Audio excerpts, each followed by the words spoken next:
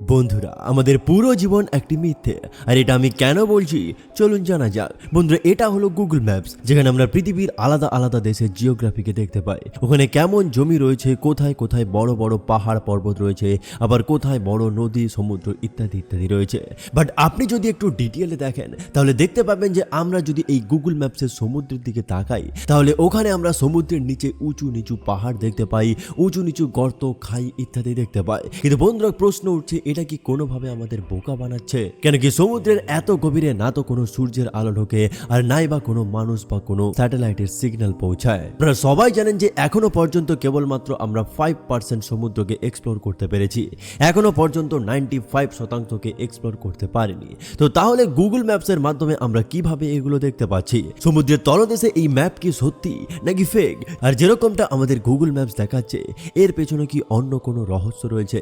বন্ধুরা, আজকের এই ভিডিওতে আমরা এটা জানবো যে কিভাবে আমরা না দেখা সত্ত্বেও সমুদ্রের এত গভীরতাকে ম্যাপিং করতে পারছি। হ্যালো বন্ধুরা, আমি শুভজিৎ। চলুন এবার একটি নতুন এপিসোড শুরু করা যাক। বন্ধুরা, আপনারা সবাই জানেন যে আমাদের সমুদ্র কতটা ডিপ, আর এত গভীর সমুদ্রের তলদেশে ম্যাপিং করা সত্যিই কিন্তু অনেকটা মুশকিল ব্যাপার। এর কারণ আপনারা সবাই জানেন, কেন কি এটা অবিশ্বাস্যভাবে খুবই গভীর। এই জন্য একে এক্সপ্লোর করা এবং এর বটম পর্যন্ত পৌঁছানো এতটাই চ্যালেঞ্জিং এবং মোস্ট কেসেসে ইম্পসিবল হয়ে যায়। বন্ধুরা, ওশান ফ্লোরের 80% জায়গা এমন রয়েছে যেখানে সূর্যের আলো সহ কোনো মানুষ এবং মানুষের দ্বারা তৈরি স্যাটেলাইটের ইলেকট্রোম্যাগনেটিক সিগন্যাল, যেটা একটি লাইট ফর্মে হয়, ওটাও পর্যন্ত পৌঁছয় না। আর আমরা পৃথিবীর অরবিটাল স্যাটেলাইটের মাধ্যমে পৃথিবী থেকে কোটি কোটি কিলোমিটার দূরে মজুদ মার্স এবং ভেনাসের মতো প্ল্যানেটের অলমোস্ট 100% সারফেসকে ম্যাপ করতে পেরেছি। কিন্তু সেই জায়গায় আমাদের নিজেদের প্ল্যানেটের ওশানকে কেবলমাত্র 25%-এর থেকেও কম ম্যাপ করতে পেরেছি। আর এই জন্য আমাদের কাছে সঠিক কোনো ওশান ফ্লোরের ম্যাপ নেই। কিন্তু বন্ধুরা, আপনাদের মাথায় প্রশ্ন আসছে না যে আমরা যখন গুগল ম্যাপসের দিকে দেখি তখন সমুদ্রের নিচে উঁচু নিচু পাহাড় পর্বত, আগ্নেয়গিরি ইত্যাদি দেখতে পাই। তো তাহলে এই জায়গায় প্রশ্ন উঠছে যে আমরা যদি সমুদ্রকে ম্যাপিংই না করতে পারলাম তাহলে গুগল ম্যাপসের সমুদ্রের নিচে এই পাহাড় পর্বতগুলো কিভাবে দেখাচ্ছে?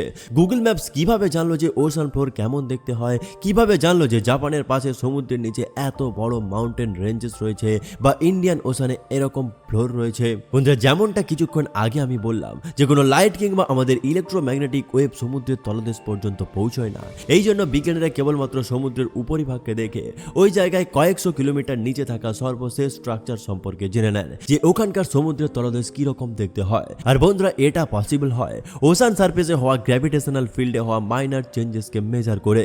মানে সিম্পল ভাষায় যদি বলা হয়, যেই ওশান সারফেসকে আমরা ওপর থেকে সমান দেখি ওটা কখনোই সমান নয় বা ফ্ল্যাট নয়। আসলে ওপরের সারফেস ও নিচের সারফেসের সাথে সাদৃশ্যপূর্ণ। ফর এক্সাম্পল, যদি কোথাও ওশান সারফেসের নিচে মাউন্টেন মজুদ থাকে তো ওখানে সমুদ্রের সারফেসের জলও কিছুটা ওপরের দিকে উঠে থাকে, যেটা অলমোস্ট নিচের তলদেশ থেকে পাহাড় পর্বত উঁচু নিচু স্ট্রাকচারের মতোই হয়। আর যদি কোনো সমুদ্রের তলদেশে গর্ত থাকে তাহলে ওখানকার ওশান সারফেস কিছুটা নিচের দিকে নেমে যায়। আর বন্ধুরা, এই চেঞ্জেস কিন্তু খুবই মাইনার হয়, যেটা কিন্তু আপনি খালি চোখে দেখতে পাবেন না। কিন্তু বন্ধুরা, একে স্যাটেলাইটের মাধ্যমে ওশান সারফেসে পাঠানো রাডার পালসেসের মাধ্যমে মেজার করা যায়। তার জন্য আমরা এটা প্রেডিক্ট করতে পারি যে আসলে ওখানকার সমুদ্রের তলদেশ কিরকম দেখতে হয়। আর বন্ধুরা, এই টেকনোলজির মাধ্যমে গুগল ম্যাপস ওই আন্ডার ওয়াটার 2D ম্যাপকে তৈরি করতে পারে, যার ফলে আমরা ওশান সারফেসের ওই প্রেডিক্টেড ম্যাপকে দেখতে পাই, যাকে আমাদের এখনো পর্যন্ত কোনো টেকনোলজি বা ক্যামেরা দেখতেই পাইনি। কিন্তু বন্ধুরা, এই টেকনোলজির কিছুটা লিমিটেশন রয়েছে, যেটা হলো আমরা কেবলমাত্র এটা প্রেডিক্ট করতে পারবো যে ওশান ফ্লোরের নিচে কি রকম স্ট্রাকচার রয়েছে,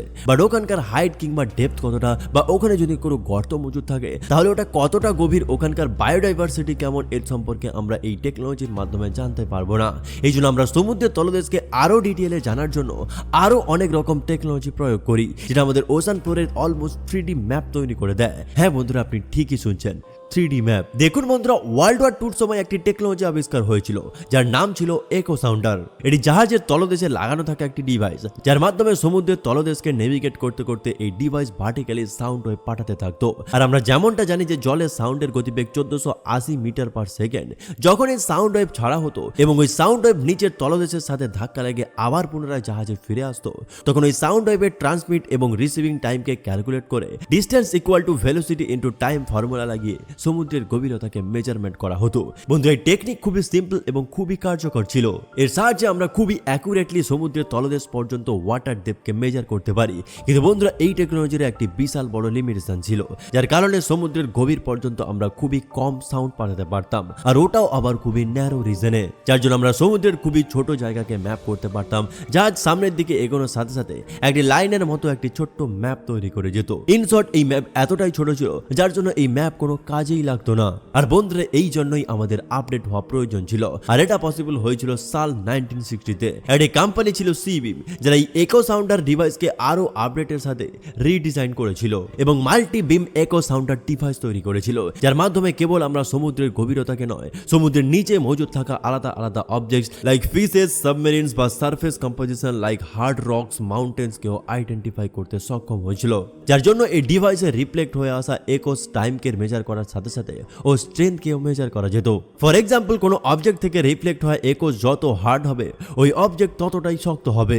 আর বন্ধুরা আলাদা আলাদা একোস অবজেক্টের সাথে ধাক্কা লেগে যখন আবার পুনরায় ফিরে আসে, তখন ওগুলোকে জুড়ে একটি ফুল পিকচারও তৈরি করা হয়, যার জন্য আমরা ওই অবজেক্টের 3D ফুটপ্রিন্টকে তৈরি করতে পারি, যার ফলে আমরা আইডেন্টিফাই করতে পারি যে ওটা কি ছিল, মাছ নাকি কোনো পাহাড় পর্বত নাকি কোনো সাবমেরিন। আর বন্ধুরা বর্তমানে এই ইকো সাউন্ডার আরো এত অ্যাডভান্স হয়ে গেছে, যার জন্য আমরা সমুদ্রের একটি বিশাল বড় অংশকে ম্যাপ করার জন্য প্রত্যেক মিনিটে 600 পালসেস পাঠাতে সক্ষম হয়েছি এবং টাইম টু টাইম রিফ্লেক্ট হওয়া একোসকে মেজার করতে করতে আমরা একটি বিশাল বড় রিজনে 3D ম্যাপ বানাতেও পারি। কিন্তু বন্ধুরা এত কিছু সত্ত্বেও আমরা কেবলমাত্র সমুদ্রের তলদেশকে 24.9% ম্যাপ করতে পেরেছি। অবাক লাগছে তাই না? আমরা টেকনোলজিগত এতটা এগিয়েও কেবলমাত্র এইটুকু সমুদ্রের তলদেশকে ম্যাপ করতে পেরেছি। এটা তো হলো ম্যাপের কথা, বাট আমরা কেন আমাদের সমুদ্রের তলদেশকে ম্যাপ করতে চাই? আমাদের কি প্রয়োজন রয়েছে? বন্ধুরা আপনারা সবাই জানেন আমাদের সমুদ্র আমাদের লাইফলাইন।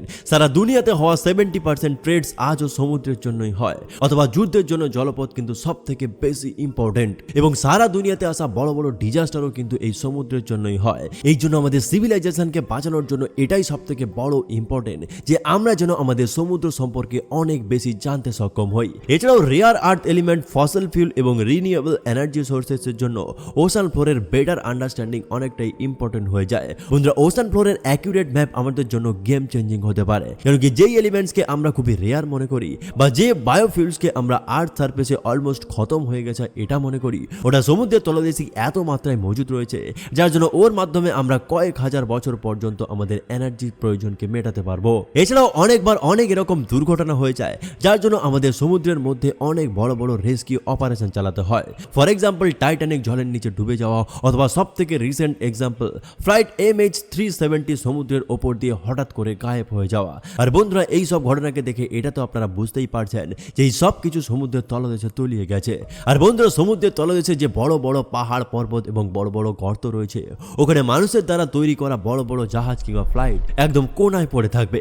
আর এটাই প্রধান কারণ যার জন্য টাইটানিকের ধ্বংসাবশেষকে খুঁজতে আমাদের প্রায় 70 বছর সময় লেগে গেছে। আর MH370 ধ্বংসাবশেষ তো আমরা এখনো পর্যন্ত খুঁজেই পাইনি। আর যদি আমাদের কাছে সমুদ্রের তলদেশে অ্যাকিউরেট 3D ম্যাপ থাকতো, তাহলে এগুলো খোঁজা কিন্তু কোনো ব্যাপারই ছিল না। আর ফ্লাইট MH370 সাথে ঠিক কি হয়েছিল এটা যদি আপনারা ডিটেইলে জানতে চান, তাহলে অবশ্যই কমেন্ট করে জানাবেন। আমি পরবর্তী ভিডিও এই বিষয়ে বানিয়ে দেওয়ার চেষ্টা করব।